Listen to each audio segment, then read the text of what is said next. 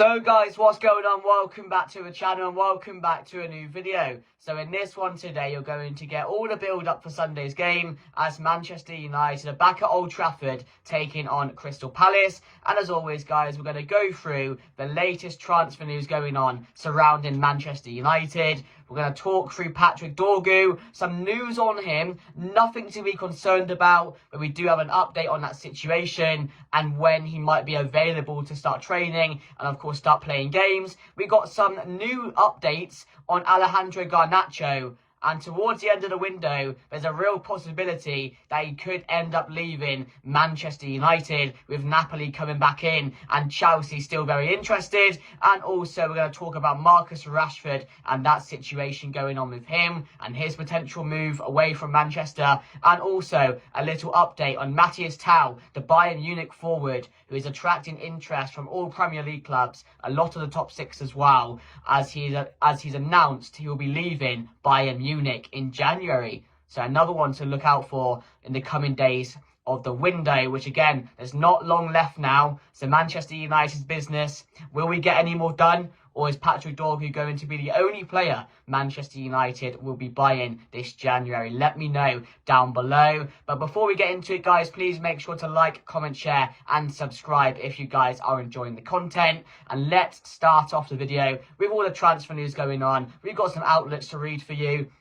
I'll put them on screen for you now. And this is the quick update I mentioned about Patrick Dorgu. Nothing to be concerned about. I'll read out for you. It was from Fabrizio Romano. New Patrick Dorgu's Manchester United medical is set to be rescheduled to take place over the weekend. There are no issues going on. It is just due to documents/contracts. Dorgu is expected to fly to England over the weekend. So by next week, we should get some announcements from Manchester United's official accounts saying he has signed, he can start training, he can be available for games, and how quickly he is going to be, put into the squad, I don't know. With Luke Shaw coming back as well, it's so typical. As soon as we sign a left back, Luke Shaw comes back from injury and he's back training with the first team squad. You couldn't write it, could you? I know it's just a coincidence, but it was just unbelievable to see Luke Shaw back in training the day after we sign a new left back.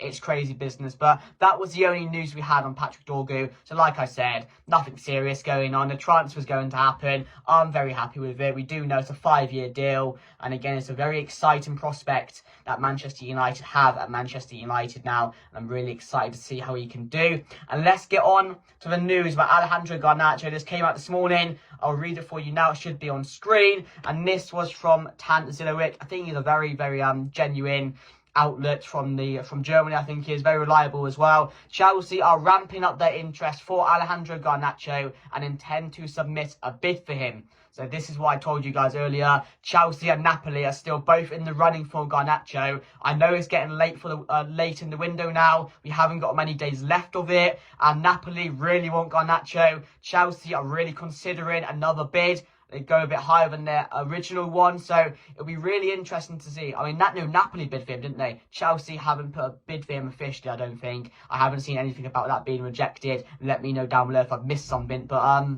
yeah, they're ramping up their interest for Garnacho and intend to submit a bid for him late on in the window. Manchester United value Garnacho at 80 million, and Chelsea aren't put off by that, as they expect funds from sales, with Desarty leaving and a few others as well that I think I've heard will be leaving Chelsea in the January window towards the end as well. So that'll be interesting to see if they can get enough funds from those players to put in a bid for him. It could go down to deadline day. This is a very serious transfer, and the fact it keeps on ramping up and we keep on seeing these outlets day by day, it does look like a move which could potentially happen, and it does scream a deadline day move. It screams a bidding war between Napoli and Chelsea, which one are going to get him. But as I mentioned, I'm really keen on keeping the player.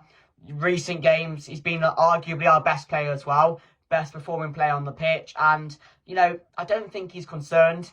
I don't think he's concerned what's going on. He's going to let the situation happen. Whatever happens, I think we do know he's agreed personal terms, so he's up for leaving. But again, he's a player which, if he does end up staying, he is going to give his all. But again, it's a player which Manchester United could generate a lot of money from as well. So you've got to think of that picture as well. But I would not sell Garnacho for anything less than what we want, and that's 80 million for him, because I do think if you look at the transfers nowadays that's going on, how things are. John Duran's gone to Saudi for like 70 million. If he's going to Saudi for 70 million, I know it's Saudi, but we got a price for this guy 80 million. And it's rightly so, because he's a very exciting youngster and he's still very young, as I mentioned. A lot of potential, a quality player, which Manchester United, again, we're in serious need of money as well. So we're going to, hold him in high regard. So it'll be interesting to see what happens.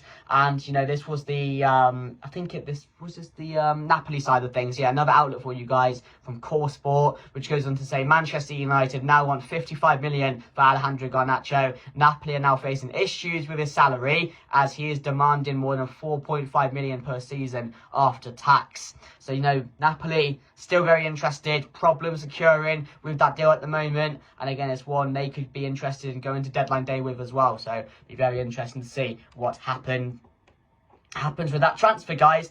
And again, let me know your thoughts on Garnacho. Would you keep him? Would you sell him? Let me know down below. And the news about Matthias TEL, the last bit of transfer news we got. Matthias TEL is waiting to see if United or Arsenal formalise their interest in his services before making a deal, on making a final decision on his destination. His biggest priority is to play regular football. And the key question here is, would Matthias TEL play regular football for Manchester United? That's the real question. I don't see him fitting in really anywhere, to be honest. He doesn't replace Ahmad. He doesn't get in ahead of Bruno Fernandes. Could we play him in that Xerxes Højlund role, but a bit deeper? I'm not too sure where he would fit into this side, really. Because, you look at the quality we have going forward. I know we need a striker, but this is not an intended target that we should be going for. Although he's a very, very good player, everyone knows that. A very top talent. For Bayern Munich last season, when he was playing well. He was scoring goals. He was looking bright. And overall, he's got a lot of talent there. And again, whoever gets him is going to have a very, very good player on their hands. But I just don't think at this moment Manchester United should be going in for him. If we get a loan for him, that's absolutely brilliant. I don't think a loan's a bad deal, because we can get him in. We can play him in a few games, see where he fits best, and try him out. But then again, other players which deserve to start games, and again have been playing for Manchester United regularly and should be playing, it causes issues there as well. So it'll be interesting to see what happens with Matthias TEL, guys. But I'll definitely take him on loan. That's what I'll say. I'll definitely take him on loan, guys. But let me know your thoughts down below. Of course, Tottenham, Arsenal, other top teams interested in his signature as well. So this is one that will go down to deadline day as well. A lot of these are going to go down to deadline day. It's just how it goes towards the end of the window. So a lot to look out for and be interested in, guys. But let me know all your thoughts on all the transfers going on, guys.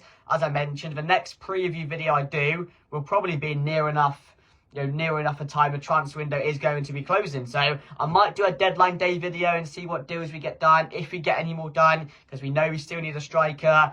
We got a fullback in now, but striker has to be the next priority, because we do lack goals in this Manchester United team. I think that's quite obvious now. So Højlund and Xerxes definitely need to step up their game if they want to continue being that number 9 for Manchester United. But it'll be interesting to see what does happen, guys. But let me know your thoughts down below. But on to Sunday, guys. On to Sunday, Manchester United back at Old Trafford taking on Crystal Palace. Another game at home, and another game which Manchester United should be getting 3 points from. We're expected to win the game, but Palace, they're no turnovers. They're really no turnovers. They recently have gone into a bit of form. I know they lost their last game out. That was quite unlucky to Brentford. And Brentford are a very good team as well. There's nothing wrong with losing to Brentford. We've been there in that position. And they're a very, very well-coached team. So although they have been in a good bit of form, they may have dropped off in the last game, but they're fancy themselves. They will 100% fancy themselves coming to Old Trafford, because right now, everyone that comes to Old Trafford picks up 3 points. They expect to, and they just know how easy it will be playing against us. And Crystal Palace are going to be the exact same. A lot of quality in that team as well. Mateta, Eze, Eddie Nketiah's, is he playing for them at the moment? I don't think he's starting. He's in a bit of bad form, but another player, which, if he does start, would probably score against us. Sarr as well, the former Watford player. He's doing a really good job at Crystal Palace. And they do have some other top talents as well. LaCroix in defence is a very good defender. They're a threat from set pieces. And they're a team which, again, have a very good coach. former Europa League winner in charge, so they know what's expected of them, and again, they're not going to be scared coming to Old Trafford either. But, you know, Manchester United here have the chance to make it back-to-back wins in the Premier League, and, you know, we need to start winning games at home now. It's so important. We need to focus on our home form towards the end of the season, because, yes, the season's not over. Yes, we can potentially still get Europa League, Europa Conference League if we put a run together, but at the moment, do I trust this team to put a run together? I really don't, because our home form used to be so good, used to be where we picked up, and we could be picked up our most points, and where we could be confident going into them. But nowadays, I see a home game, I'm scared. I'm scared for what's going to come, because it never feels like we're at home. It never feels like we're playing at home anymore, because the football is so bad. It's so horrid. We concede goals left, right and centre.